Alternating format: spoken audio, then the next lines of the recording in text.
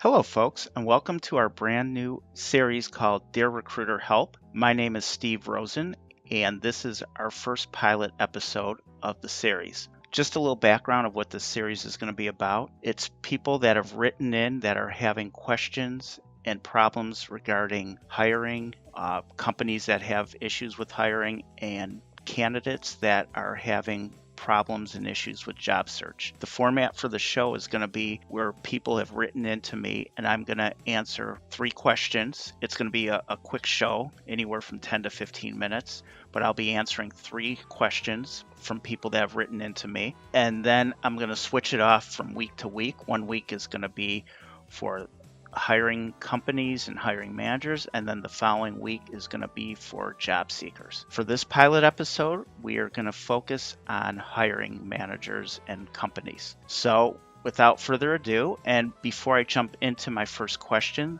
just a quick introduction about myself. Again, my name is Steve Rosen, and my background has been 20 years in talent acquisition, hiring, and I've helped many candidates find roles, and I've helped many companies in finding key talent. And what's driven me to start the show is I've gotten a lot of questions and really good questions of problems that both sides are having, and decided that I wanted to do something where I can reach more than answering individual questions, and I decided to start this podcast. So without further ado, I'm going to jump in the first question. I hope everyone enjoys it. Here we go. This is from Shay out of Buffalo. Shay writes to me, "Dear recruiter, I need help. My name is Shay and I'm a director of sales for my firm. My employee is a pre-sales engineer and one of my most valuable employees for the past 5 years and going through a career crisis. She wants to do something completely different and move out of the area. The problem is she is my best pre-sales engineer and I can't afford to lose her. She has this amazing knack of making new clients feel good about our product and has helped our sales team close some pretty big deals.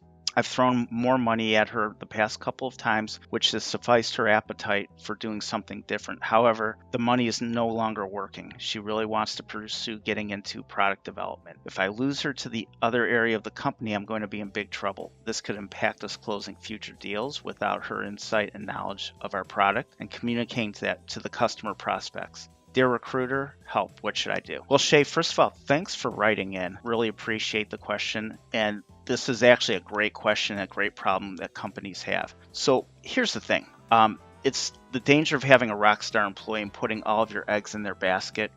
Shay, being completely honest with you, and I know you won't want to hear this, but you're going to lose this valuable lady either way. Money no longer is motivating to her. It's doing something new with her career, and you have no choice but to respect that. Sure, you could probably just ignore her wishes and even block her from trying to move, but then she will sow her oats within another organization. Trust me, if she is as valuable as you say, that's the last thing you want. With that said, Shay, here's my advice to you, and 2 pieces to it. First, acknowledge her desire for the change and go one step further. Be supportive, be an advocate for her getting into the new role as quickly as that can happen.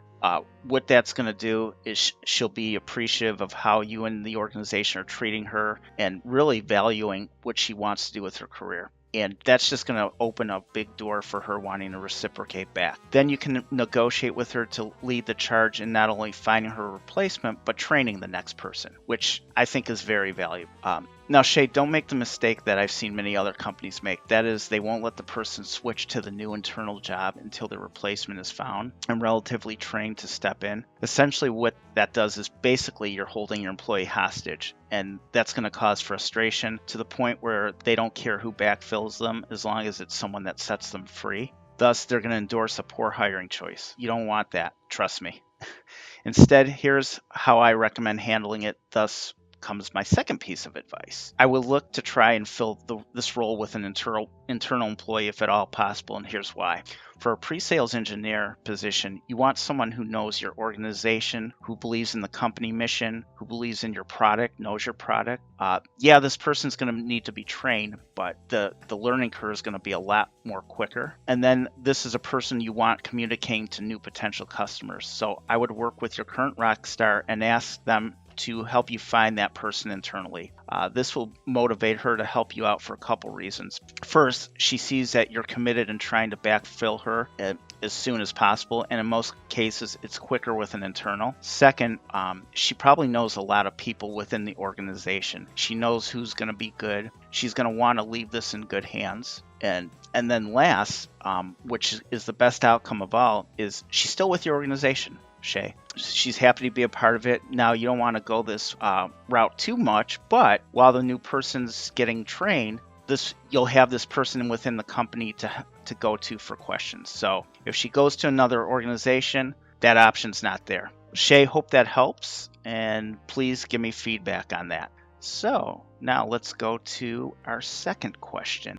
This is James. He's a CEO out of XYZ company in Austin, Texas. And by the way, for privacy and confidentiality, I never share the company name or the person's last name. So I want people to feel free to write in and know that you can pose these questions and it's going to be in confidence. So getting back to James. Dear recruiter, I need help. My name is James, and I own a 5-year-old technology consulting firm specializing in medical applications. We just hit our first accomplishment of $1 million in revenue and have been given additional project work, which is great. However, the problem I'm running into is I need to hire critical technical talent in order to ride this new wave and scale. Problem is, I don't have the deep pockets of bigger organizations to compete for this type of talent. I've spoken to a couple of candidates, and they're interested in coming to work for us because they like the idea of working for a small company and they love our mission. However, I know I can't pay them what they are worth. Dear recruiter, what should I do? Help. All right, James, very good question. So again, want to thank you for writing into me and asking that. It's one that a lot of organizations of 5 years or under, they've hit their first $1 million that run into. The easy answer to that question is don't play a game you can't win. And what I mean by that is don't compete with those organizations on trying to one-up them on paying a higher salary. They have deeper pockets. They're going to win that game all year round. Instead, what I would recommend is, find out what's the motivating factors for the candidates are in selecting and why they want to look for a new home. If money is their top motivating factor, then James, this is probably a candidate you don't want to pursue, because even if you could give them the salary they're asking for, more than likely another firm's going to come along with more money in 6 to 12 months and steal them away from you, which could leave you in a very compromising situation. So in doing your evaluation process, being a smaller firm, look at some of the advantages you have. For instance, maybe more generous PTO time, maybe working from home. A work-life balance is a very important factor to employees. Also, being smaller, there's far less layers of management, means that the employee is going to have more autonomy to do the type of work that they want to do. They're going to have the ability to learn and do more features instead of being siloed into one task. And also, their opinion is going to be heard by higher ups of the company. Very attractive to someone that has, some very high career aspirations. James, I can go on and on with examples, but I think you understand. Find what makes your company special is probably the moral to the story. Then when you're interviewing them, hone in on what it is. And if you can't find anything else, I would decline them immediately in the process, even if they are a rock star that is going to come in that is going to make the difference that you covet, because it's worse. It's better to have someone that you have to train and invest a little bit more on the beginning than have to be in a situation where someone quits and you have no one to replace them.